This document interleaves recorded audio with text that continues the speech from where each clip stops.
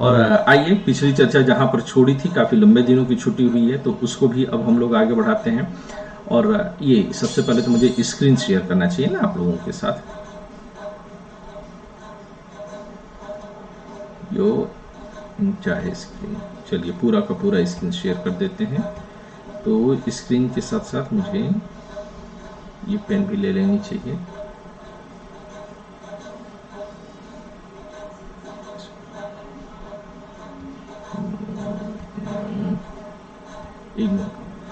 तो हमारी जो चर्चा थी वो कहां पर जाकर के अटकी हुई है?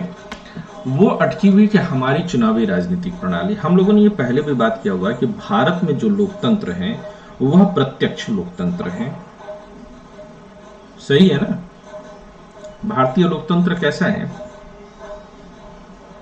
प्रत्यक्ष लोकतंत्र है या नहीं है? Yes sir.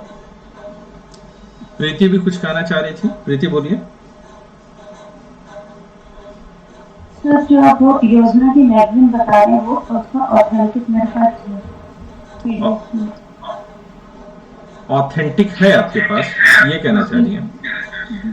तो आप उसको शेयर कर दीजिए ग्रुप में। मैंने जो सेंड किया हुआ है वो उसका जो है मतलब एक तरह से जो है एक शॉर्ट वर्जन बनाया गया है ना, तो मैंने वो शेयर किया हुआ है।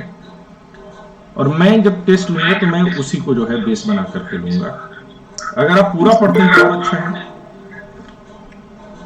पढ़ना हमेशा पूरा चाहिए। बस मेरी कोशिश ये है ना प्रीति कि एक टारगेट लेकर के एक निश्चित समय में उसको खत्म कर दिया जाए।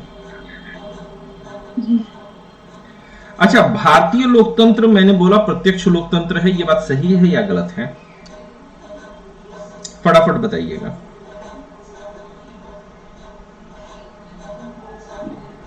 यस, भारतीय लोकतंत्र प्रत्यक्ष है क्योंकि यहाँ पे जनता वोट करती है।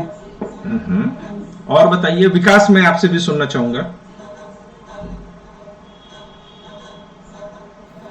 भारतीय लोकतंत्र प्रत्यक्ष है, कोई दिक्कत नहीं इस बात में। सूरज? मेरे हिसाब से भारतीय लोकतंत्र प्रत्यक्ष नहीं है, लेकिन भारतीय लोकतंत्र का एक हिस्सा जो पंचायती राज है वो प्रत्यक्ष लोकतंत्र। पंचायती राज में भी सिर्फ जो है ग्राम सभाएं हैं वो प्रत्यक्ष लोकतंत्र हैं।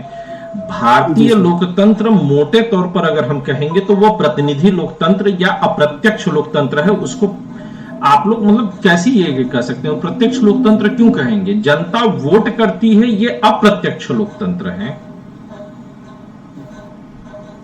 निधि, जो तर्क आपने दिया, प्रत्यक्ष लोकतंत्र में चुनाव की आवश्यकता नहीं पड़ती है, जनता खुद ही बैठ करके सारे फैसले कर देगी। क्या भारत में इस समय फैसले हो रहे हैं इस तरह से कि सॉरी सर, मैं थोड़ा सा सर रिमाइंड नहीं कर पाई। चलो कोई नहीं, पर ये मुझे लगता है कि आज ये जो गलती हुई है इसके बाद से ये गलती दोबारा कभी नहीं होगी। तो बातचीत करना इसीलिए बहुत जरूरी है, खामोश नहीं बैठना चाहिए, है ना? अफसाना इतनी देर से मना रही थी कि हमसे ना पूछें। नहीं सर, वैसे मुझे लग रहा था कि अप्रत्यक्ष ही है भारतीय लोकतंत्र, लेकिन मेरे पास कोई ऐसा क्या खास तौर पे मतलब शब्द यूज नहीं कर पा रहे थे कि कैसे, इसलिए हम बोले नहीं। अच्छा ठीक है, चलो कोई नहीं, ठीक है। तो हम लोग अप्रत्यक्ष लोकतंत्र में हैं, जिसको कि इस अप्रत्यक्ष लोकतंत्र को प्रतिनिधि लोकतंत्र के नाम से भी जानते हैं, ठीक है ना? ये बात क्लियर है?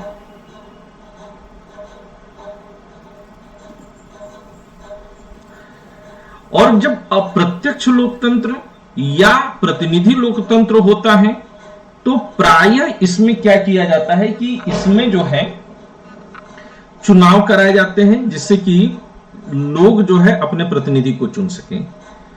पर एक सवाल ये उठता है जिस पर चर्चा पहले भी हो चुकी है कि भारत में अप्रत्यक्ष लोकतंत्र या प्रतिनिधि लोकतंत्र, जिसे कि इनडायरेक्ट डेमोक्रेसी या रिप्रेजेंटेटिव डेमोक्रेसी कहते हैं, उसे क्यों चुना गया? इसके पीछे का तर्क क्या है, आप क्या समझते हैं?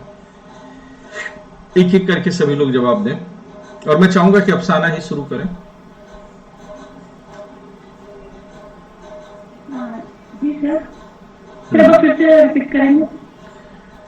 इंडिया में इनडायरेक्ट डेमोक्रेसी या रिप्रेजेंटेटिव डेमोक्रेसी ही क्यों चुना गया? सर, जिस वक्त ये मतलब ये रूल बनाया गया था, पहला पॉइंट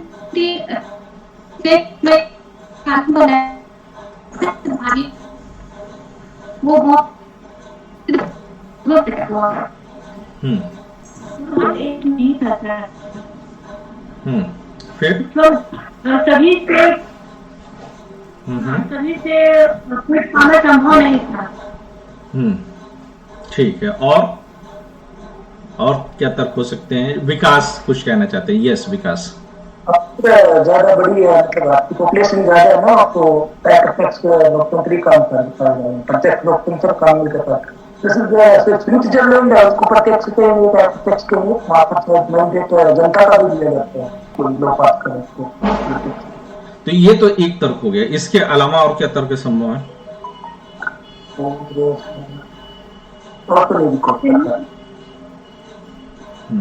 अफसाना कुछ कहना चाह रही हो? जी सर, बोलो। हाँ हाँ बेशक।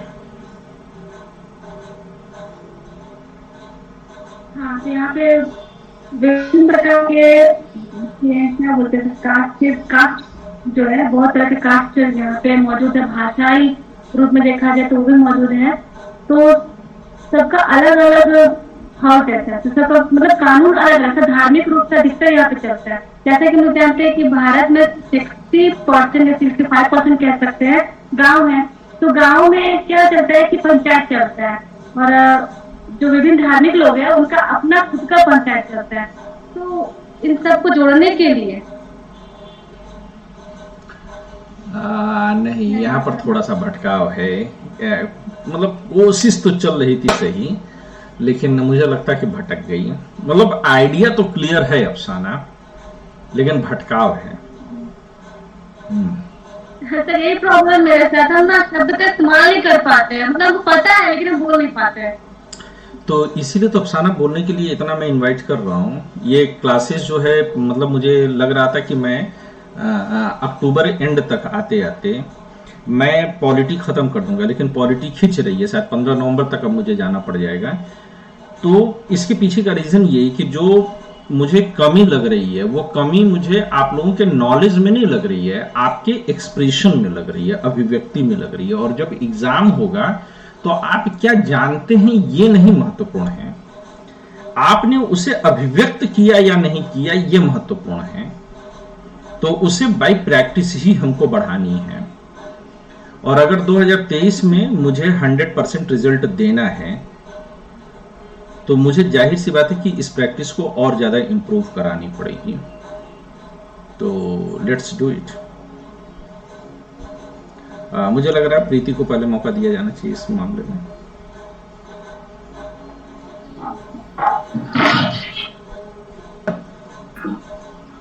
प्रत्यक्ष लोकतंत्र इसलिए कि मतलब जैसे भारत में इतनी ज्यादा जनसंख्या है, तो सभी को एक जगह इकट्ठा करके कोई निर्णय लेना आसान नहीं है।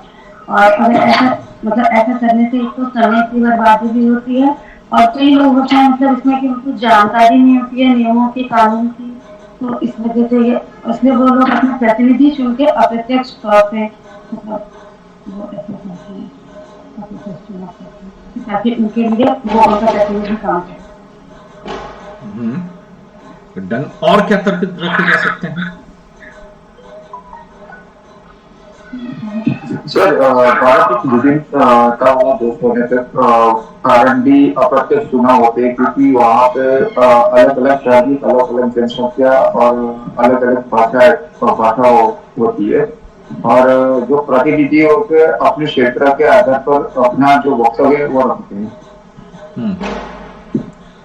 और कौन बताएगा? सूरज। और महेश।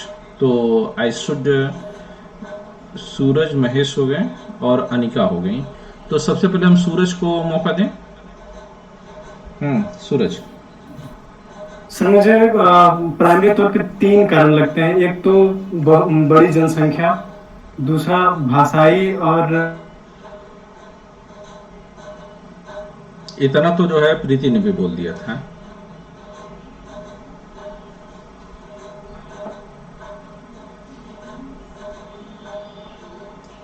लोगों की विधिक जानकारी है लॉ के संबंध में, वो थोड़ी कम है, और अशिक्षा का स्तर उसमें काफी ज्यादा था। इस वजह से इस के तरफ अभी भी कुछ बाकी है सूरज। ये सारी पॉइंट्स तो प्रीति ने बोल दिए हैं, पर मैं आप सभी लोगों से कहूंगा कि प्रीति ने जिस तरह से अपनी बात रखी, या फिर सूरज जिस तरह से अपनी बात रख रहे हैं कि पॉइंट द पॉइंट एक एक चीज पर जो है क्लियरिटी के साथ बात कर रहे हैं, वो आप लोगों को सीखने की जरूरत है क्रमवार तरीके से। यही क्रम चाहिए मेरे को। महेश।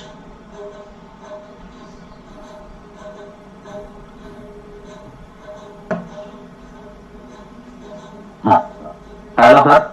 हाँ महेश।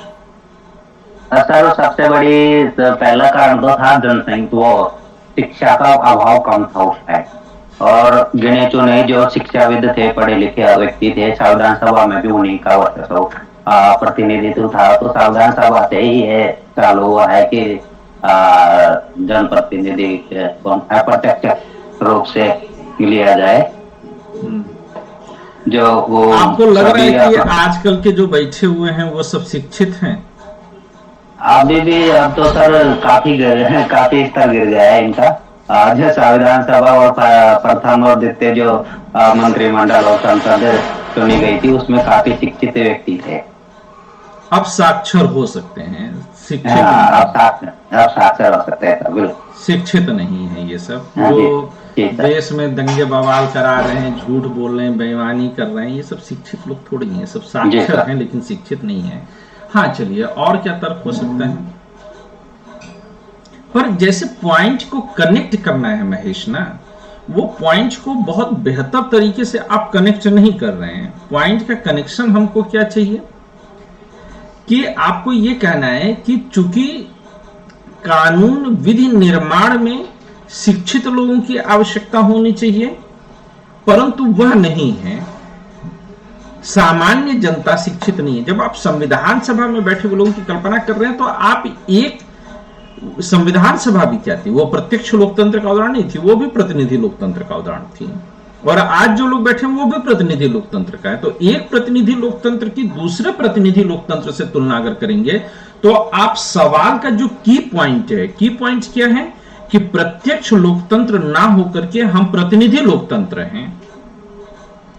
तो आपने जो प्रत्यक्ष लोकतंत्र का प्रश्न है, वो कीवर्ड आपका गायब है। कभी भी आंसर चाहे लिखिए और चाहे बोलिए, कीवर्ड कभी भी मिस नहीं करना चाहिए आपको। बात समझ रहे हैं महेश आप? सटीकता कहां से आएगी? अनिका।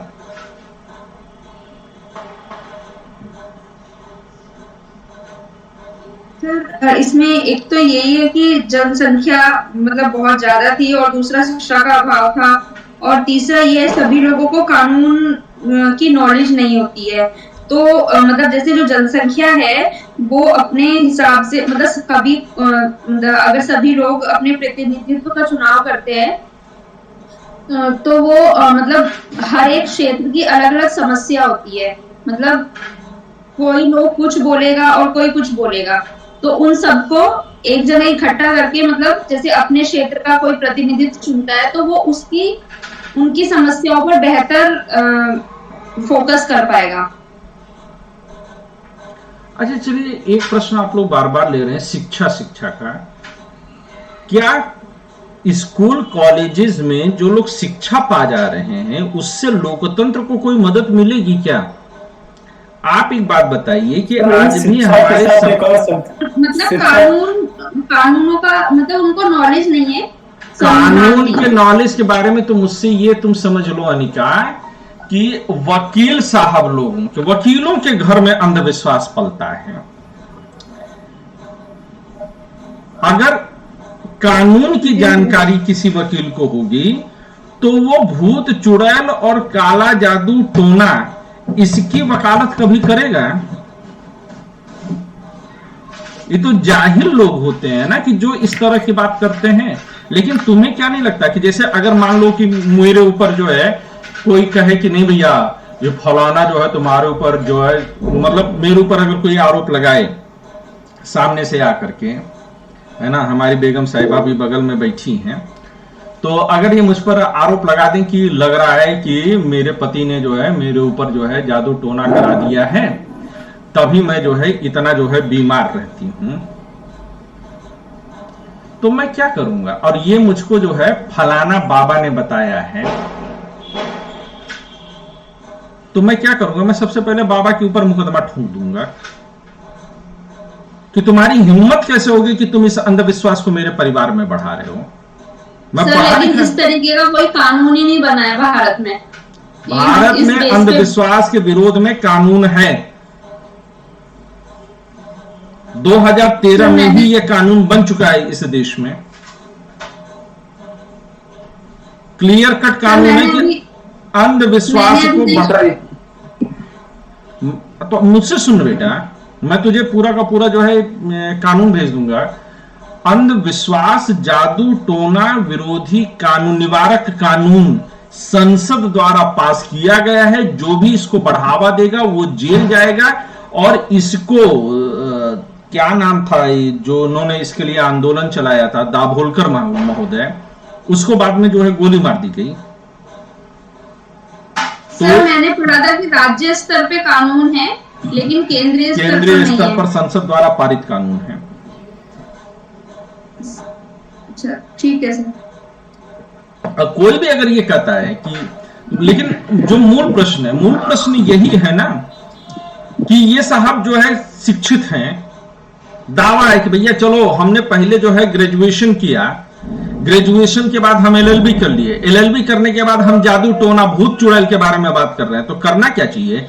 क्या उसके शिक्षित होने से और ऐसे व्यक्ति को अगर चुन करके संसद भेज दिया जाए, संसद क्या ये परिवार को भी चलाने का या परिवार के प्रतिनिधित्व करने लायक लोग हैं कि संसद भेज दीजिए आप? लेकिन ये जितने सांसद विधायक हैं सब ज्योतिषों के यहां चक्कर काट रहे हैं, सब बाबाओं के यहां चक्कर काट रहे हैं। बाबा राम रहीम बलात्कार का दोषी छूट करके जाता है, यही निधि के जो है राज्य से है, और जाकर के जो है डिप्टी स्पीकर ऑफ हरियाणा विधानसभा हाथ जोड़ करके प्रणाम करके कहते हैं कि हमारे भी क्षेत्र आओ महाराज। सजा याफ्ता मुस्लिम से, क्यों? क्योंकि वो अंधविश्वास है। तो क्या हरियाणा का डिप्टी सीएम शिक्षित नहीं है? शिक्षा जन प्रतिनिधित्व के काबिल आपको बना देती है, ऐसा कहीं कोई दावा नहीं किया जा सकता है।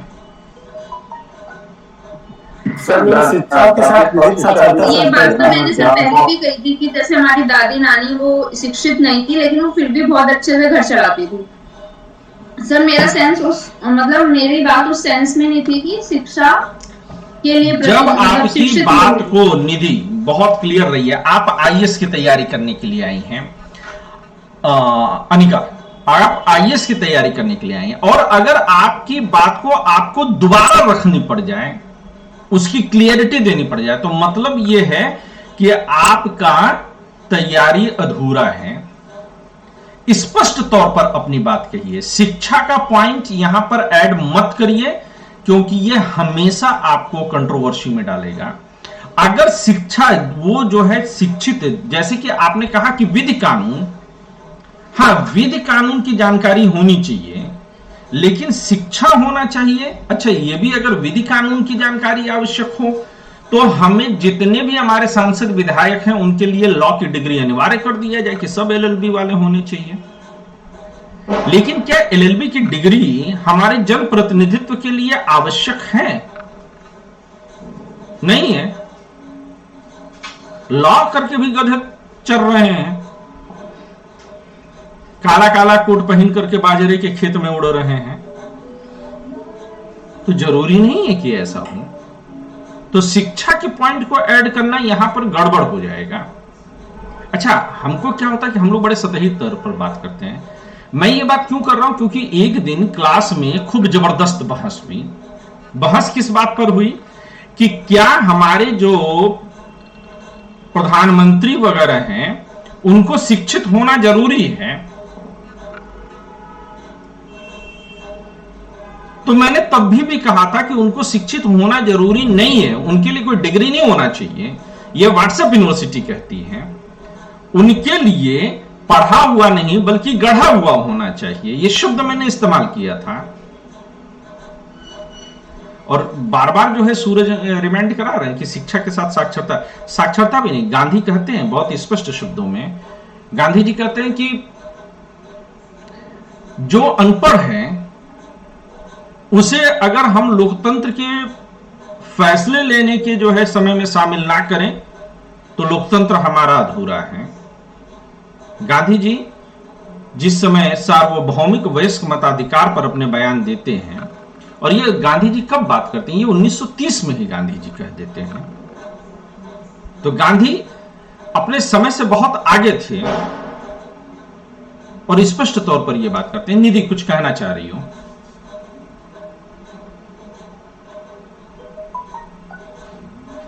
था मेरा सर, मैं कहना चाह रही थी कि क्या सरकार को प्रत्यक्ष लोकतंत्र होने के लिए जनमत संग्रह होना जरूरी है, एक तो क्या जरूरी, और एक सर ये क्या नहीं सर, प्रश्न है क्या नहीं कि क्यों नहीं चुना गया, और आप प्रश्न का उत्तर क्या दे रही हैं कि जन की प्रत्यक्ष लोकतंत्र का स्वरूप क्या है या कैसे संभव है। ओके, तो प्रश्न है ईर घाट का, आप जवाब दे रही हैं वीर घाट का। ये गड़बड़ी हो रही है। ओके, तो सर इसमें एक तो जनता के प्रति उत्तरदायी होना चाहिए सरकार को। फिर प्रश्न गड़बड़ है हमारा कि क्यों नहीं है, अप्रत्यक्ष सरकार क्यों नहीं है। अप्रत्यक्ष ही लोकतंत्र है ना, प्रत्यक्ष क्यों नहीं है, इसका जवाब चाहिए।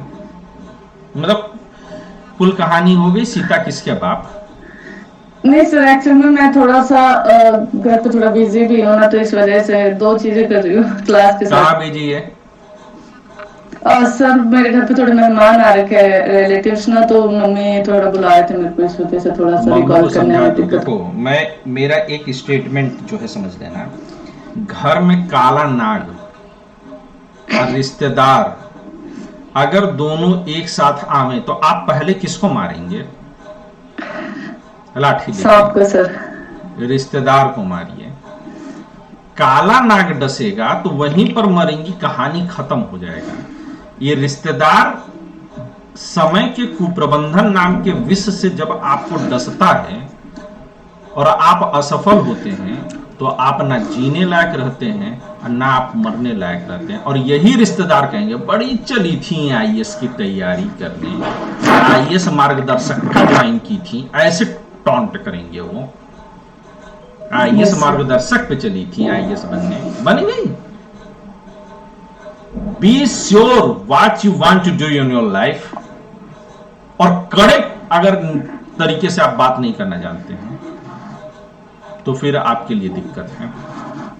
ये उम्मीद नहीं कर रहा हूं निधि, और वैसे भी निधि थोड़ा तो लोग तुमसे अप्रसन्न पहले ही हैं, उसका फायदा उठा, थोड़ा और अप्रसन्न कर दे। थोड़े से लोग तुमसे नाराज हैं, थोड़ा और नाराज कर दे। मैं थोड़ी कह रहा हूं तुमको खुश करो, तुम तो खुश करने निकल गई, गड़बड़ है। नहीं सर, एक्चुअली में मैं काफी टाइम से मतलब बहुत ज्यादा दिक्कत दे चुकी हूँ घर पे, तो आज थोड़ा सा ना और 2 साल तक दिक्कत दे। जिस दिन तू आईएएस बन जाएगी लोग यही तुम्हारी क्वालिटी बताएंगे। बताओ चाहे कुछ भी हो जाए लेकिन पढ़ती थी, बताओ चाहे जो भी हो जाए लेकिन पढ़ती थी। तुम आज उनकी सब बात सुन करके पढ़ोगे तो लोग कहेंगे मैं हम कब तुमको रोके थे पढ़ने से। हमेशा एक चीज याद रखना, एक समय में एक ही नाव की सवारी करोगे, 2 नाव में सवारी करोगे तो ऐसे बीच से चर्चा करके फट जाओगे।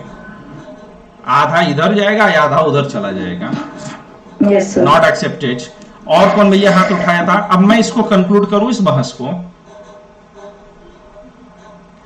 पहला तर्क जो मैंने दिया हुआ था वह तर्क जो है मैंने क्या दिया हुआ था, मेरा पहला पॉइंट यह था कि हम क्यों जो है रिप्रेजेंटेटिव डेमोक्रेसी को चुन रहे हैं। तो पहला तर्क यह था क्योंकि हमारी जो पॉपुलेशन है वो बहुत ज्यादा है, नंबर 1,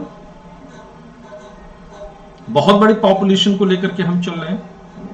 नंबर 2, हमारे पास क्या पॉइंट है, परवेज अब नहीं वरना पूरा क्लास इसी निकल जाएगी। नंबर 2 पॉइंट हमने क्या जोड़ा था, नंबर पॉइंट हमने ये जोड़ा था कि आज शासन और प्रशासन के विषय इतने जटिल हो चुके हैं कि सामान्य लोगों का के जरिए उनको हल नहीं किया जा सकता है। तीसरा, शासन प्रशासन के विषयों में लगातार विस्तार हुआ। अब इसमें समुद्र विधि, अब इसमें अंतरिक्ष विधि, अब इसमें साइबर विधि और इसमें अंतरराष्ट्रीय संबंधों का जो असर पड़ता है वो सब इंक्लूड हो चुका है। ऐसे में विशेषज्ञों की आवश्यकता पड़ती है जो इन विषयों पर निर्णय ले सकें, इन विषयों को समझ सकें। ये 3 तर्क क्या पिछली क्लास में हम लोगों ने नहीं पढ़े थे? आप लोगों से जानना चाह रहा हूं। अनुज,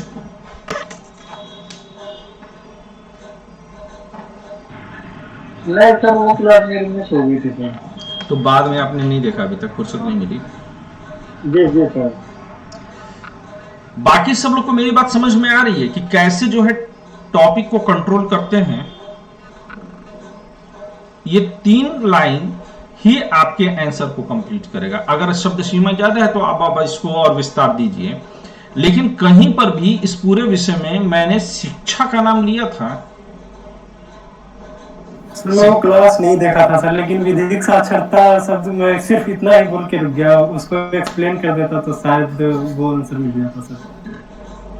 विधिक साक्षरता भी नहीं बेटा, जो लॉ ग्रेजुएट्स होते हैं, फिर एक बार ये भी समझिएगा, जो LLB वाले लोग हैं, विधिक साक्षरता तो है उन गधों के पास,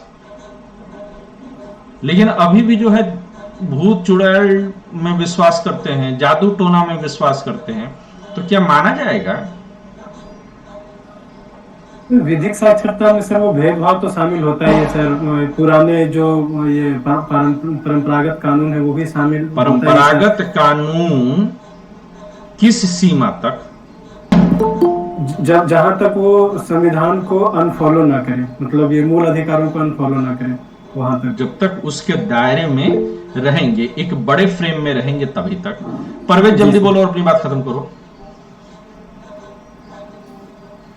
सर, इसका आंसर भी जो वकील होते हैं, जो आपने कहा, वो हमारे जिसमें एक ये है कि ज्यादातर धर्म होने के कारण भी हमारे इस चीज में ज्यादा भेदभाव। नहीं, बिल्कुल नहीं, बिल्कुल नहीं। मैं इस तर्क से कतई सहमत नहीं हूँ। मैं इस तर्क से कतई सहमत नहीं हूँ कि बहुत सारी जो है विविधताओं की वजह से जो है इस पर असर नहीं पड़ता है। विविधता का असर तब पड़ता है जब लैंग्वेज अलग अलग हो। एक ही धर्म में अलग अलग संप्रदाय होने के बावजूद भी तो साथ में चलते हैं ना लोग। क्या जब जो है रमजान होता है तो शिया और सुन्नी अलग अलग चलते हैं कि एक ही मस्जिद में नमाज पढ़ सकते हैं? तो ये तो अनावश्यक तर्क है।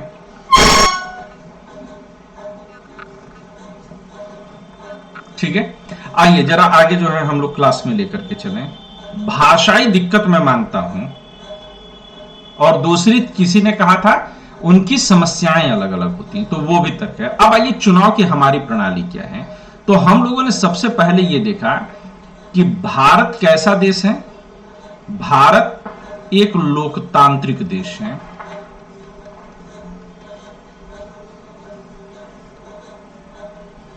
लोकतांत्रिक देश होने का मतलब क्या है कि शासन के निर्णय जनता स्वयं लेती है।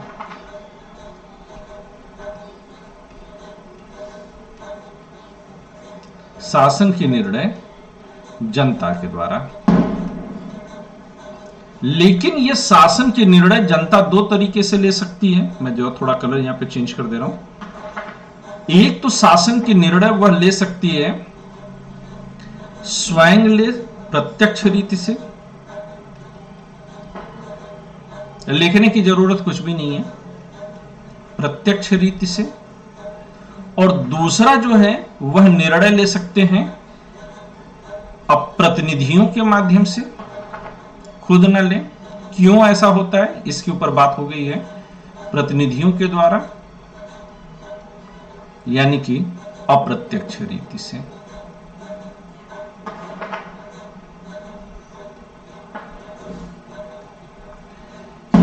यह अब ज्यादातर जगहों पर संभव नहीं है, ग्राम सभा जैसी जगहों पर ही यह संभव है, क्योंकि ग्राम सभाओं का आकार बहुत छोटा होता है, विषय इतने जटिल नहीं है, उसके जो विषय दिए गए हैं वो सबकी समझ में आसानी से आ जाते हैं। प्रतिनिधियों के द्वारा जब अप्रत्यक्ष रीति से हम बात करते हैं तब यह कैसा होता है, तब यह फिर दो तरीके से बढ़ सकता है। ये जो इसको हम क्या बोलते हैं, अप्रत्यक्ष चुनाव, अप्रत्यक्ष लोकतंत्र या प्रतिनिधि लोकतंत्र। ये फिर दो तरीके का हो सकता है। कैसा हो सकता है, या तो अध्यक्षीय प्रणाली होगी या फिर संसदीय प्रणाली होगी।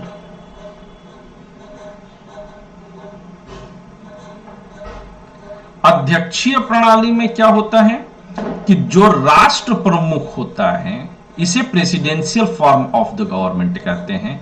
ये शुरुआत में मैंने इसके बारे में चर्चा की है, आज दोबारा इस पर चर्चा करने का कोई इरादा नहीं है। और इस पर चर्चा मैंने तब भी की थी जब हम लोग भारतीय राज्य व्यवस्था पर डिटेल में बात किए हुए हैं। अगर आपने भारतीय राज्य व्यवस्था नहीं पढ़ी इतनी डिटेल में तो आप YouTube चैनल पर जाइए, आईएएस मार्गदर्शक YouTube चैनल, वहां पर जाकर के आप इसको पढ़िए तो आप देखेंगे कि अध्यक्षीय शासन प्रणाली में क्या होता है कि जो राष्ट्र प्रमुख होता है, यानी कि जिसको राष्ट्रपति आदि बोलते हैं प्रायः, यह सर्वशक्तिमान होता है, यह वास्तविक रूप से शक्ति रखता है, वास्तविक शक्तियां इसके पास होती हैं। दिख रहा है ना आप लोगों को जो मैं लिख रहा हूं, वास्तविक शक्तियां होती हैं। लेकिन इसके बनिस्पत, जैसे कि कहां पर यह होता है, यूएसए आदि में है, इसके बनिस्पत जो संसदीय शासन प्रणाली है, इसको इंग्लिश में बोलते हैं parliamentarian form of the government, इसमें राष्ट्र प्रमुख नाम मात्र का प्रधान होता है, नाम मात्र का प्रधान होता है। जैसे कि भारत या ब्रिटेन का आप एग्जांपल ले सकते हैं।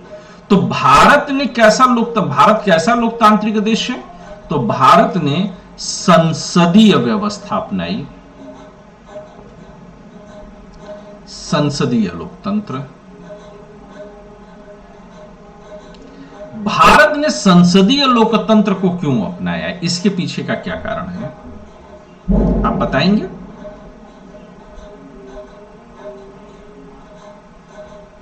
कौन बताना चाहेगा? हाँ बताएं विकास।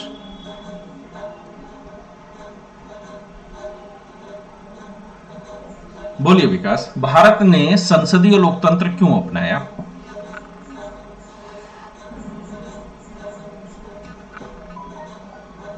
कोई और बताना चाहेगा? हेलो सर, क्योंकि सर हम ब्रिटेन के अधीन रहे थे। हाँ तो वापस संसदात्मक व्यवस्था भी तो हमारे लिए वो इजी था सर। या एग्जैक्टली, बहुत सही है। हाँ सूरज बोलिए। सर क्या हमारी व्यवस्था पूरी तरह से संसदीय प्रणाली है या फिर कहीं कहीं पे अध्यक्षीय प्रणाली जैसे गुण भी आते हैं? जैसे बहुत बार होता है कि कानूनों को पेश करने से पहले राष्ट्रपति के अनुमति की आवश्यकता होती है सर। हाँ अनुमति की होती है, लेकिन उसके बाद अल्टीमेटली तो जो डिसीजन होता है वो राष्ट्रपति के जरिए डायरेक्टली नहीं कर लिया जाता है ना। कुछ खास समय के लिए सर, अगर जैसे और राष्ट्रपति भी ज्यादातर जो है उस पर अनुमति दे ही देते हैं, क्योंकि वो मंत्रिपरिषद की जो है अनुमति होती है, उसके मंत्रिपरिषद का सुझाव होता है, तो वो मान लेते हैं। जी सर। हाँ परवेश बोलिए।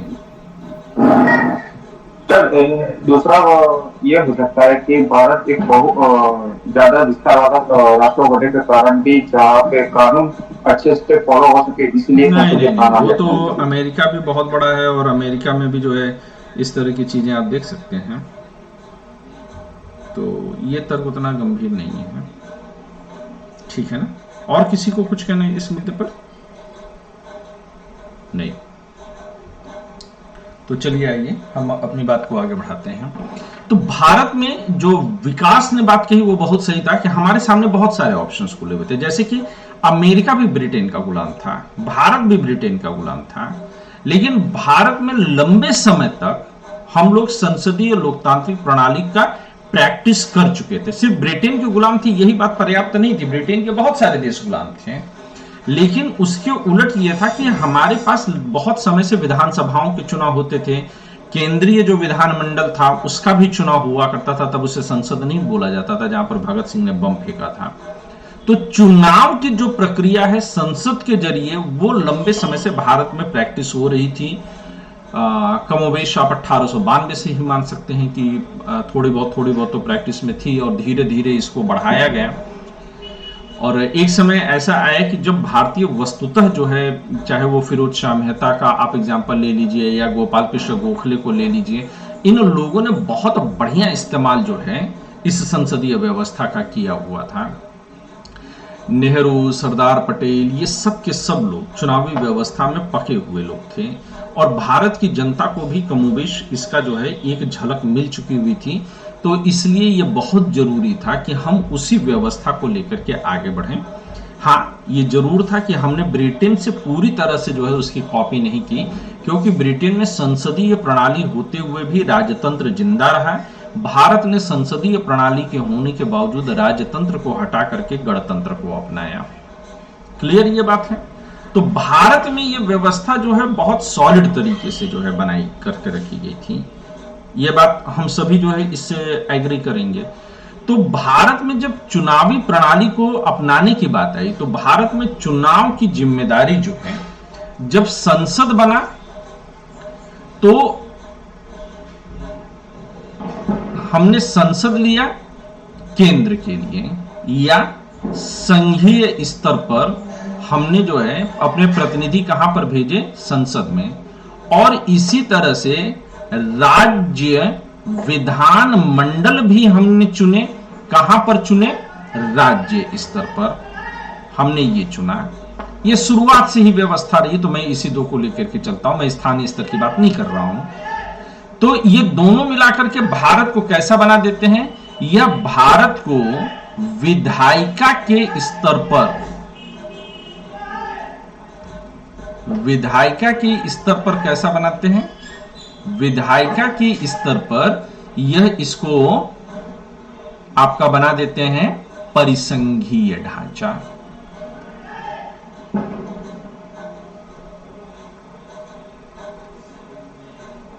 यानी कि फेडरल स्ट्रक्चर।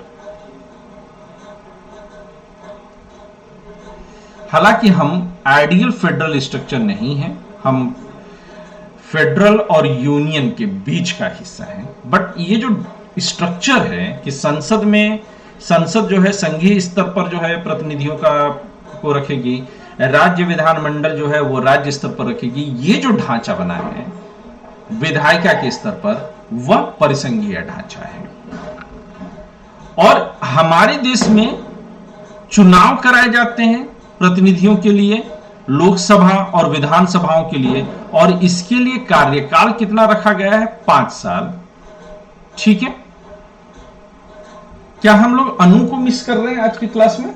अनु है?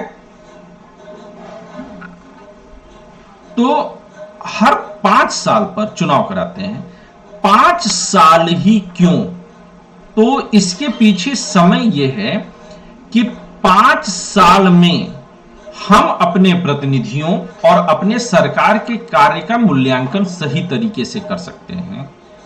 ये बात किसने कही थी? ये बात वस्तुतः कही थी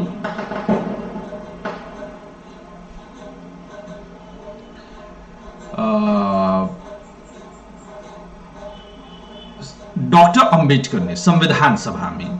संविधान सभा में उन्होंने ये बात कहा था कि हमें कम से कम 5 साल का समय लेना चाहिए। हालांकि 1976 में in 1976 by the 42nd constitutional amendment Lok Sabha का कार्यकाल 5 वर्ष से बढ़ा करके 6 वर्ष कर दिया गया था, लेकिन 44वें संविधान संशोधन के बाद by the 44th constitutional amendment कब किया गया था? इन 1978 इसको फिर से वापस कहां कर दिया गया? इसको कर दिया गया था वापस, इसको ला करके कि 5 साल कर दिया जाए। ये पूरी डिटेल आपको YouTube चैनल पर जो प्लेलिस्ट में जाइए, भारतीय राज्य व्यवस्था नहीं, ये मिलेगी संसद में, हमारे पार्लियामेंट जो करके एक प्लेलिस्ट बनी हुई है, उसमें जाएंगे तो संसद के बारे में, उसके कार्यकाल पर जब मैंने चर्चा की है तो पूरा विस्तार के साथ मैंने उसमें बताया है। आप लोग को देखना चाहिए उसमें जाकर के, बहुत डिटेल्ड कोर्स है। इतना डिटेल्ड कोर्स आप लोग को कहीं नहीं मिलेगा जितना ये प्लेलिस्ट में आपको मिल जाएगा। आप कुछ कहना चाहते हैं आदर्श? नहीं तो फिर माइक ऑफ रखिएगा। जब किसी को कुछ कहना होगा तो हैंड रेज करके तभी बात करेगा। तो इस तरह से जो है हमारी जो संसदीय व्यवस्था है वो 5 साल व्यवस्था हुई, और 5 साल के बाद नियत समय पर चुनाव कराने की भी जो है हम लोगों ने व्यवस्था कर ली कि भैया 5 साल हो गए, चलो अब चुनाव करा लेते हैं। तो हर 5 साल के बाद चुनाव होता है, लेकिन ये जरूरी नहीं कि 5 साल हर बार जो है झेला ही जाए। हम लोग कई सारे शब्द मिलते हैं चुनाव से रिलेटेड, कई सारे शब्द हैं, उनको समझिएगा। एक को हम कहते हैं आम चुनाव,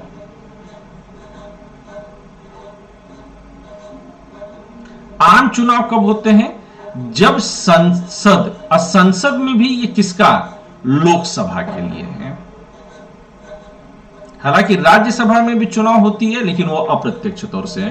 तो जब संसद या लोकसभा अपना 5, इसको संसद काट ही दीजिए, कंफ्यूजन खत्म करिए, जब लोकसभा अपना 5 वर्ष का कार्यकाल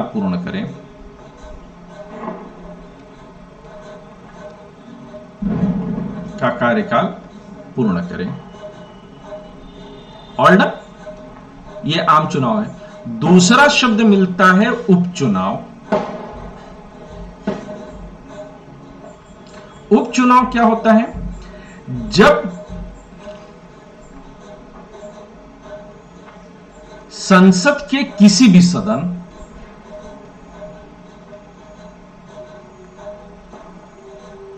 इसको बाईपोल बोलते हैं, इसको क्या बोलते हैं? General election. General election. तो जब संसद के किसी भी सदन अथवा राज्य विधानमंडल के किसी सदन, राज्य विधान मंडल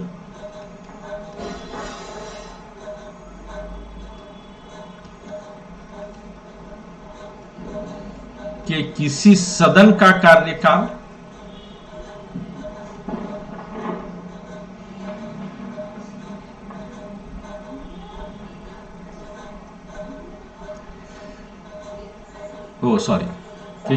कि किसी सदस्य का कार्यकाल, या सदस्य की सीट कर दें, और सिंपल लैंग्वेज कर ले रहा हूं, सदस्य की सीट या स्थान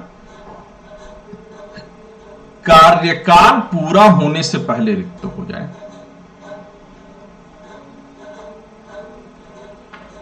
पूरा होने से पहले रिक्त हो जाए। कैसे? मतलब कि कोई सदस्य जो है बीच में उसकी सीट खाली हो जाए। कैसे हो सकती है? रिक्त हो कैसे हो सकती है? तो इसका तरीका है, पहला तरीका है कि मृत्यु हो जाए।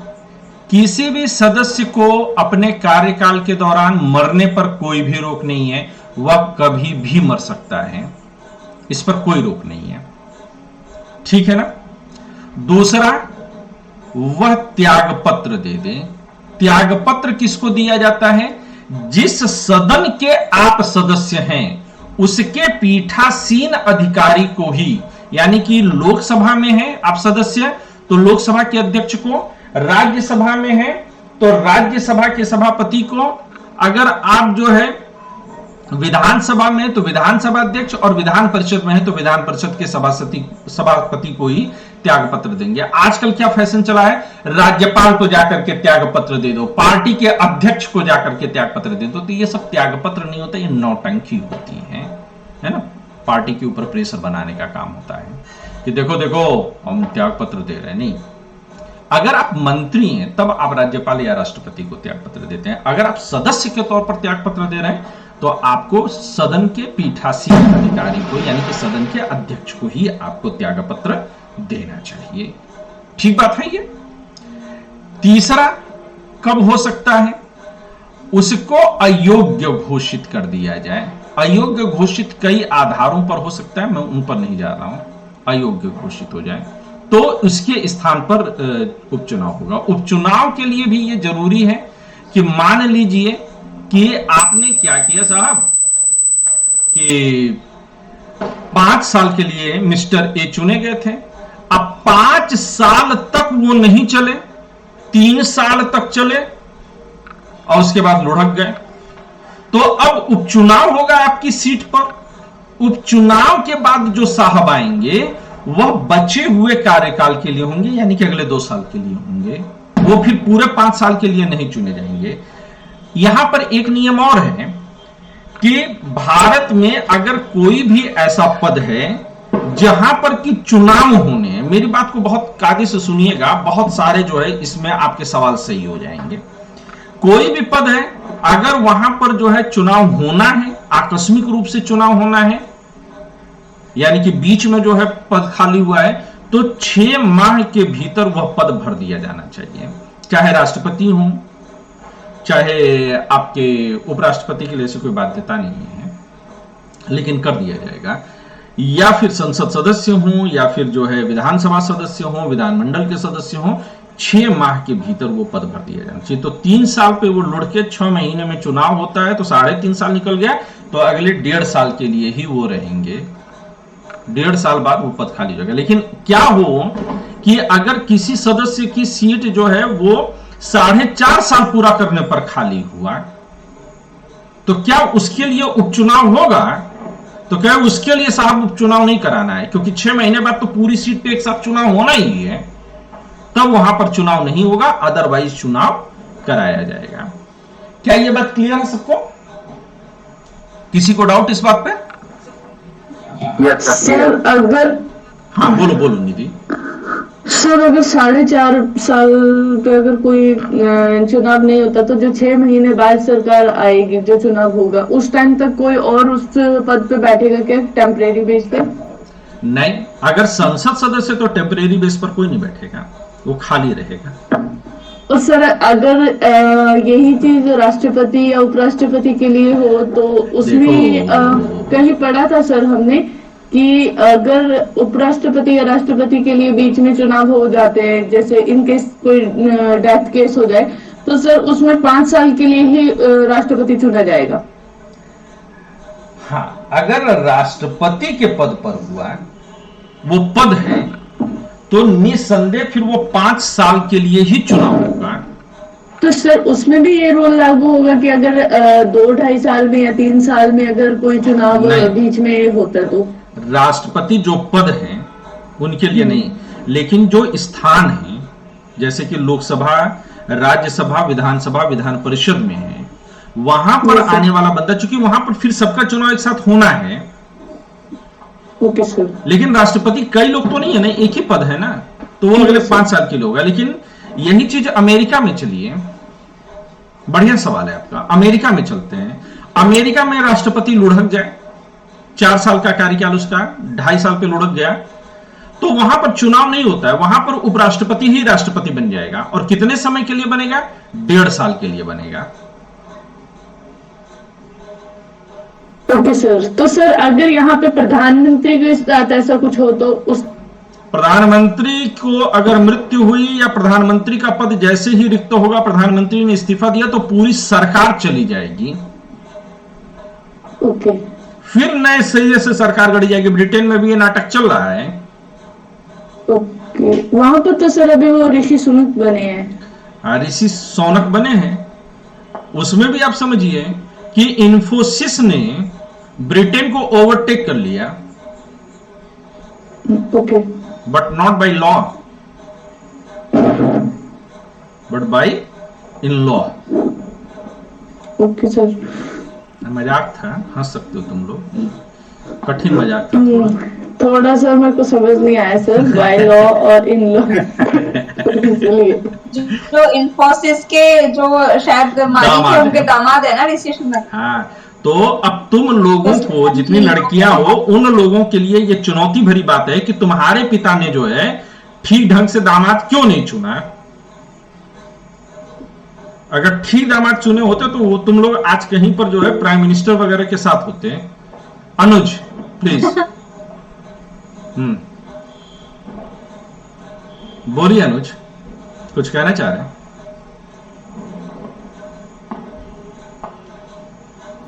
सर आपने अंतिम 6 महीने का बोला सर, मुझे लगा कि वो 1 साल तक होता है सर, कि वो चौथा साल पूरा होने के बाद अगर किसी का देहांत हो जाए तो उसके बाद 6 महीने के अंदर पद भरना मजबूरी है भाई, संवैधानिक व्यवस्था है। मैं कह रहा था सर कि जैसे सुनक ने शादी करी है तो लड़कों ने तो सर देखना चाहिए, ऐसी लड़की कोई जिसका पिता इन्फोसिस का संस्थापक हो या कोई किसी प्रधानमंत्री की लड़की हो, तो सर ना आईएएस बनना ना पीछे सीधा अपना मंत्री संतरी बनेंगे। अरे एक बार मेरे पिताजी मुझको डांट रहे थे, तो ऐसे घर में बात चल रही थी, तो उन्होंने कहा था कि अगर लड़के लायक हों तो फिर पिता की जिंदगी ऐसे हो जाती है वैसे हो जाती है। तो मैंने कहा कि अगर पिता लायक हों तो लड़के मंत्री भी बन सकते हैं। 9वीं फेल जो है बच्चे भी मुख्यमंत्री बन सकते हैं। नहीं तो खैर ये सारी चीजें तो मजाक हैं, और मुझे लगता है कई बार मैं बहुत कठिन मजाक कर ले जाता हूँ। शायद विकास अब इस बात से एग्री कर रहे हो कि मैं मोटिवेशनल स्पीकर क्यों नहीं हूँ। Okay Mahesh, do you want to say something? Sir मैं तो यही कह रहा था कि ये तो आप पर भी लागू होता है। लेकिन मैं बोल नहीं सकता ना, वरना रात को खाना नहीं मिलेगा। ठीक है विकास। मैं कह रहा सर नहीं, ऐसा थोड़ा बहुत बीच में चलता है, बढ़िया रहता है क्लास में। ठीक है ओके महेश, कुछ और कहना चाह रहा हूँ या मैं आगे बढ़ूं? सर आगे बढ़िए सर। विकास फिर से हैंड रेज किया आपने। सॉरी सर वो क्लिक हो गया था। Okay that's okay. तो हम लोग जो डिस्कस कर रहे थे, हमारा डिस्कशन यहां तक पहुंचा हुआ था कि वो 6 महीने के भीतर में चुनाव होना चाहिए। हम लोग इसको और आगे डिस्कस करेंगे जब हमें मुद्दा आएगा। और एक होता है जिसको कि हम कहते हैं मध्यावधि चुनाव, एक शब्द और मिलेगा, उसको क्या हम लोग बोलते हैं? मध्यावधि चुनाव। इसको इंग्लिश में हम क्या बोलेंगे? मिड टर्म पोल। तो मध्यावधि चुनाव से क्या मतलब है? मध्यावधि चुनाव से मतलब यह है कि जब लोकसभा या विधानसभा, अब पूरी की पूरी लोकसभा, यहां पर क्या है, किसी एक सदस्य के लिए है, कोई एक सदस्य, लेकिन यहां पर क्या है कि जब लोकसभा अथवा विधानसभा, राज्यों की विधानसभा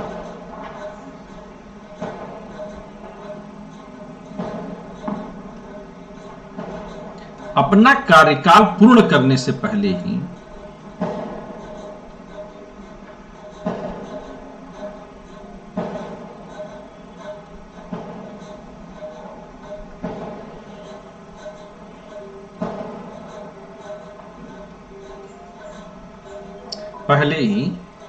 भंग हो जाए, तब क्या होता है? मध्यावधि चुनाव होता है। ठीक है, तो ये 3 शब्द हैं, आम चुनाव, उपचुनाव और मध्यावधि चुनाव। क्लियर है ये सारे तीनों आप लोगों को? किसी को डाउट इसको लेकर के? नन। Okay, that's fine. तो ये कहते हैं कि फिर होता क्या है कि सबसे पहले अब चुनाव कराना है संसद का, तो संसद के चुनाव के लिए क्या कराएंगे? ये कहते हैं कि चुनाव कराना है। ये थोड़ा जटिल है, तो मैं इसको ज्यादा लेकर के चलूंगा। Who is this? Someone want to say something? या परवेज बोलो। सर, मध्यावधि चुनाव में समझ में नहीं आया, जैसे कि आपने बोला कि विधानसभा या विधान परिषद में तो बीच में विधान परिषद बीच में भंग नहीं होती, विधानसभा या लोकसभा, विधान परिषद बीच में भंग नहीं हो सकती है। तो सर, इसमें तो जैसे हम अभी के हालत पे देख रहे हैं तो डायरेक्ट ही चुनाव हुए नहीं और सरकार बन जाती है। हाँ, तो जरूरी नहीं है, वहां पर जो है जब विधानसभा भंग होगी तब ना सरकार गिरती है। जैसे आजकल खरीद ली जाती हैं सरकारें सीधे सीधे सीबीआई ईडी लगा करके, तो वहां पर सिर्फ कार्यपालिका बदलती है, विधायिका भंग नहीं हुई है। मध्यावधि चुनाव तब होगा ना कि जब विधानसभा भंग की जाए। जैसे कि जब अटल बिहारी वाजपेयी पहली बार सांसद बने, वो प्रधानमंत्री बने, दूसरी बार बने, तो करीबन 13 महीने की सरकार के बाद लोकसभा भंग की गई और 1.5 साल के अंदर ही लोकसभा का दोबारा चुनाव कराया गया, तो उसको मध्यावधि चुनाव बोलेंगे। तो मैंने इसलिए पूछा क्योंकि महाराष्ट्र में हुआ था, तो इस चक्कर में कंफ्यूज हो रहा था कि वहां पे जो हुआ। ठीक है, महाराष्ट्र में नहीं हुआ, अभी मध्यावधि चुनाव नहीं हुआ क्यों, कार्यपालिका बदली है, विधायिका भंग नहीं हुई है। ओके, अनुज वाना से समथिंग? जी सर, जैसे दिल्ली में भी हुआ था, केजरीवाल ने सर गठबंधन से सरकार बनाई थी, लेकिन आफ्टर 49 डेज। जी सर, तो फिर दोबारा उसने सरकार को भंग करके दोबारा चुनाव कराए गए और पूर्ण बहुमत से उसकी सरकार बनी। लेकिन सर ये होता है, झाड़ू लगा दिया था विधानसभा में उसने यार। जी सर, 67 विधायक चुन के आ गए थे, इतिहास ही बदल गया था। जी सर, जैसे महाराष्ट्र में है सर, तो महाराष्ट्र में मत उन्होंने हासिल कर लिया है, विश्वास मत हासिल कर ले रहे तो कोई सरकार, हाँ, तो सरकार जो है बदलने, प्रधानमंत्री या मुख्यमंत्री बदल सकते हैं। हाँ, वो बदल सकते हैं, उस पर हम लोग फिर चर्चा करेंगे और डिटेल में चर्चा करेंगे कि ये कैसे हुआ। अभी हम लोग चुनाव प्रणाली पर रहते हैं कि चुनाव कैसे मजा देता है। ठीक है, मैं पूरा चुनाव आप लोग के सामने परिदृश्य आज और कल 2 दिन मिलाकर के पूरा चुनाव क्लियर करने की कोशिश करूंगा। भारत में बड़े मजेदार चुनाव होते हैं। या विकास? सर, मैं कह रहा था जैसे मतलब इसी से रिलेटेड था, जैसे मतलब कोई मतलब प्रधानमंत्री है उसके खिलाफ अविश्वास प्रस्ताव आ जाए तो उसको लगेगा मतलब सरकार गिरने वाली है, तो विधानसभा मतलब लोकसभा भंग करने की सिफारिश कर सकता है, तो कर सकता है। करते हैं अगर उसका मैंडेट भी नहीं है उसमें, मतलब कि तो it is up to the राष्ट्रपति। राष्ट्रपति की विवेकाधीन शक्तियां जब देखी जाती हैं, राष्ट्रपति ज्यादातर प्रधानमंत्री की सलाह पर काम करता है, लेकिन ये कई ऐसे मौके आते हैं कि जब राष्ट्रपति प्रधानमंत्री की सलाह न मान करके अपने विवेक से काम करता है। तो ये जो आप बोल रहे हैं ये बहुत रेयर होता है कि जब राष्ट्रपति अपनी अकल लगाता है। तो यहां पर राष्ट्रपति अपनी अकल लगाएगा, वो चाहे तो भंग करे और राष्ट्रपति ना चाहे तो भंग ना करे। राज्यों में इस समय खूब हो रहा है, ठीक है ना, तो चलता है ये। ठीक है, अब आइए, चुनाव होना है तो चुनाव करवाता कौन है, कौन करवाएगा? तो इसके लिए भारत का निर्वाचन आयोग, पहले केवल एक ही निर्वाचन आयोग हुआ करता था, अब भारत में कई सारे निर्वाचन आयोग बना दिए गए हैं। Election commission of India, order election commission of India जो है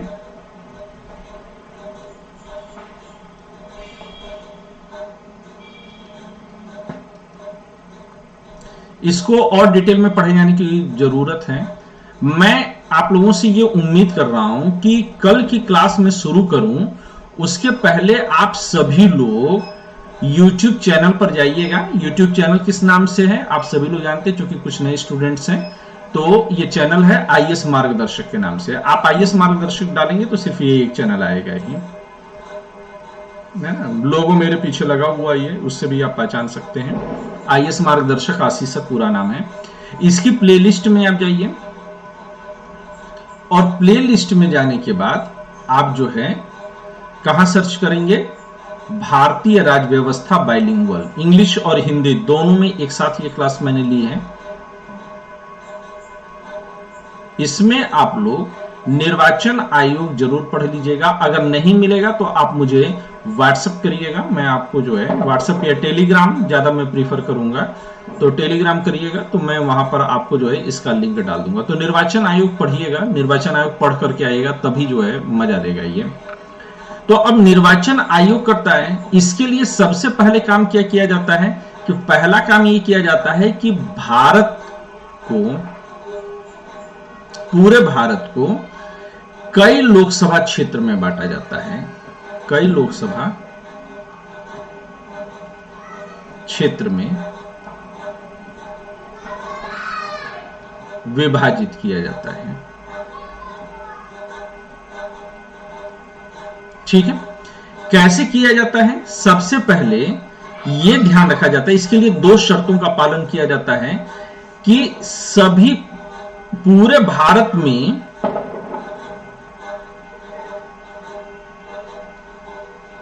ये बहुत आराम से समझिएगा आप लोग कि पूरे भारत में जितनी लोकसभा सीटें हों, जितनी लोकसभा सीटें हों,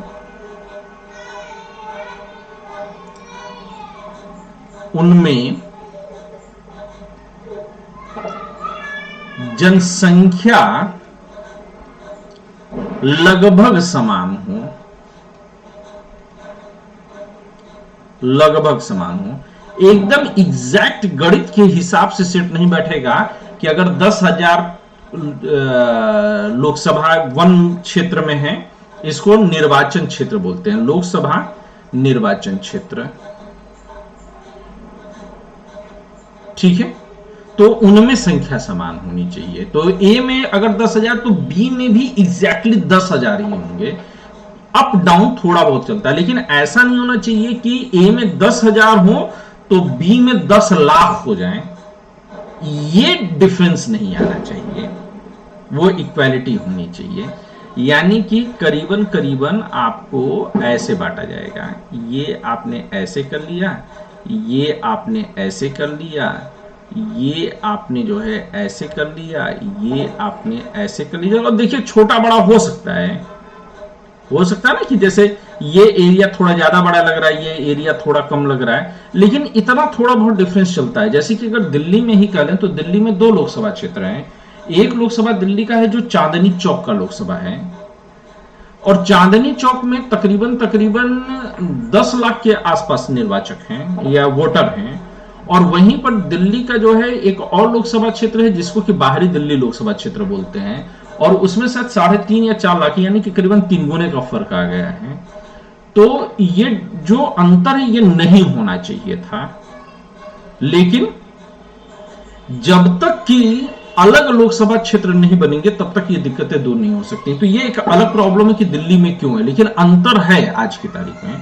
बस ये अंतर बहुत बड़ा नहीं होना चाहिए। कैसे दूर होगा, क्या करना चाहिए, ये हम लोगों को यूपीएससी एस्पिरेंट के तौर पर जानना जरूरी है। तो ये आगे हम लोग चर्चा करेंगे, आज नहीं करेंगे। अदरवाइज क्या होगा कि सब आपस में घालमेल हो जाएगा।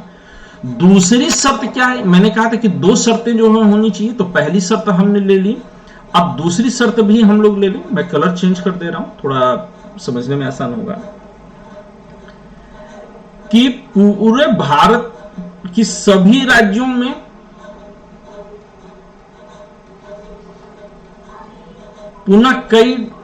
सभी राज्यों को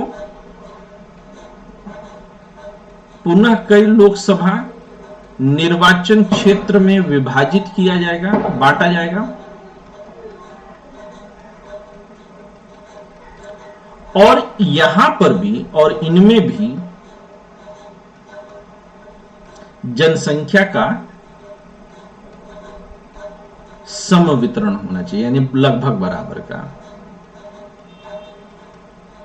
सम वितरण मैं लगभग डालूंगा। तो ये दो शर्त, यानी कि अब पूरे भारत को आपने बांट दिया कि पूरे भारत में जो है 543 जो है लोकसभा क्षेत्र बना दिया आपने। तो after dividing India into 543 constituency Lok Sabha constituencies, now what you have to do that these 543 Lok Sabha constituencies will fall in 28 states and 8 union territories, 28 राज्य और 8 जो है केंद्र शासित प्रदेशों में ये 543 पड़ेंगे।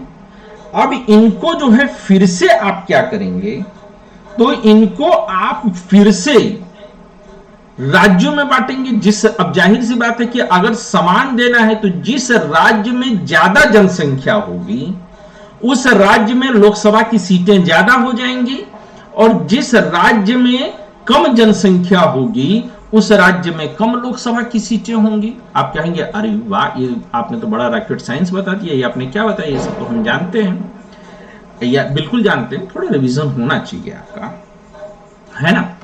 तो अगर इस तरह का डिवीजन हमने मान लिया तो आप बताइए कि किस राज्य में सबसे ज्यादा लोकसभा की सीटें होंगी और किस राज्य में सबसे कम होंगी।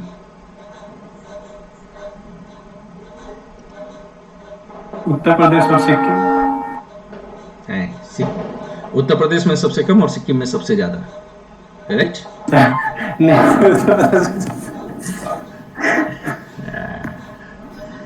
सिक्किम में होगा कि गोवा में होगा, है? तुम्हें क्या लगता है महेश? सर गोवा में, गोवा में क्या होना चाहिए? सिक्किम होगा तो सिक्किम, सिक्किम गोवा में 2 है, सिक्किम में 1 है। सिक्किम सर कंफ्यूजन है। नहीं, ये देखिए ना कि मतलब ये जीके का प्रश्न बनता है। सिक्किम में इसलिए बोला सर कि वहाँ के जो मतलब ये राष्ट्रपति चुनाव में जो इक्विवेलेंट वोट का आता है जब मामला, तो अरे यार तुम लोग इतना डिफिकल्ट तरीके से क्यों सोचते हो? जनगणना के हिसाब से गोवा में जनसंख्या कम है कि सिक्किम में? सर 6.5 लाख जनसंख्या है सिक्किम की लगभग, और बहुत ही ज्यादा है सर। भारत में जनसंख्या की दृष्टि से सबसे छोटा सिक्किम है, तो इसलिए सबसे कम सीटें वहीं पर होंगी। इतना सारा घूम फिर करके तक, मतलब कि चीजों को जटिल बनाना इसको कहते हैं। ठीक है, सरल तरीके से बात करना चाहिए। सर इसमें नागालैंड और ये भी हो सकता है ना, मिजोरम हो सकते हैं, लेकिन हम अभी हमारा तर्क किस चीज पर, प्रश्न का मूल बिंदु क्या है? जनसंख्या के अनुसार किसका होना चाहिए? परवेज, तो हमारा जवाब कहां पहुंचना चाहिए? जनसंख्या के हिसाब से सिक्किम में जाना चाहिए ना। किसी एक स्टेट को चुनना होगा जनसंख्या के हिसाब से। हाँ, इनमें भी जो है एक एक हो सकते हैं।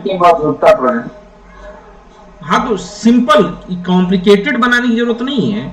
यूपीएससी आईएएस की तैयारी कर रहे हैं तो कठिन जवाब देंगे कि सरल जवाब देंगे? भारत का सबसे सरल एग्जाम कौन सा है? सबसे छोटा एग्जाम कौन सा है? आईएएस का है। क्यों? क्योंकि वेल डिफाइंड स्ट्रक्चर है। बाकी सब एग्जाम क्या है? अब बाकी में जाकर के पूछेंगे बताओ, मान लो रेलवे ग्रुप डी का एग्जाम दे रहे हो तो तुमसे पूछ सकते हैं कि बताओ रावण की पूंछ में आग जिस राक्षस ने लगाई उसका नाम क्या था? पूछ सकते हैं वो। अब उसके बाद रावण भी कंफ्यूज कि कौन लगाया था, मैंने तो आदेश दे दिया था, आग कौन लगाया? अब वो रेलवे बोर्ड को ही पता, एग्जामिनेशन बोर्ड को, कि वो किसको मान ले। ग्रुप डी के एग्जामिनेशन में, एसएससी के एग्जामिनेशन में कई बार पूछा गया एक प्रश्न, मैं आप लोग के जो है ध्यान में लाना चाहता हूं। कई बार वहां पर एक प्रश्न पूछा गया है कि जब तक 370 जिंदा था तो पूछा उन्होंने कि बताइए जम्मू का कौन से राज्य में दोहरी नागरिकता का प्रावधान है। ये मुझे लगता है कि उत्तर प्रदेश में 3 या 4 साल पहले, ये हटने के ठीक पहले की मैं बात बता रहा हूं, एसआई का एग्जाम हुआ था, उसमें पूछा गया प्रश्न है और जवाब दिया हुआ था जम्मू एंड कश्मीर। लेकिन जम्मू और कश्मीर में कभी भी दोहरी नागरिकता का प्रावधान था ही नहीं। एकदम सब झुट्टा झुट्टा बेईमान सब लिखे हैं। अब क्या कर लीजिएगा आप, कुछ नहीं कर सकते आप उनका। लेकिन आईएएस के एग्जाम में क्या यही प्रश्न पूछेगा? बिल्कुल नहीं पूछेगा। हालांकि इस बीच में आप लोग का सौभाग्य है कि गिरिजेश सर यहां पर उपस्थित है। सर प्रणाम मेरी तरफ से।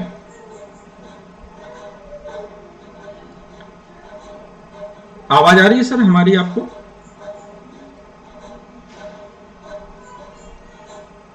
शायद सर सुन नहीं रहे हैं, आवाज नहीं जा रही होगी। तो ये सौभाग्य आप लोगों का है। तो आज ये निर्वाचन क्षेत्र का डिवीजन कैसे हुआ है, मैं इस बात को यहीं पर रोक दे रहा हूं। कल से हम लोग इसी चैप्टर को और आगे बढ़ाएंगे, क्योंकि ये काफी कॉम्प्लिकेटेड चैप्टर है। बहुत सारी छोटे छोटे ऐसे पॉइंट्स हैं जिनको कि समझने में दिक्कत होती है, तो हम बताएंगे। और क्लास की शुरुआत में मैंने एक टेस्ट भी अनाउंस किया हुआ है और उसके साथ मैंने उस पर एक सरप्राइज गिफ्ट का भी, पुरस्कार शब्द का इस्तेमाल मैंने नहीं किया है, गिफ्ट है वो मैंने आप लोग के लिए डिक्लेयर किया हुआ है। तो आप लोग ज्वाइन करिएगा। अच्छा, मैं ये जान सकता हूं कि नए स्टूडेंट्स में एक तो विकास है जिनसे बात हो गई है, और कौन से लोग हैं जो पहली दफा हमको ज्वाइन किए हैं आज?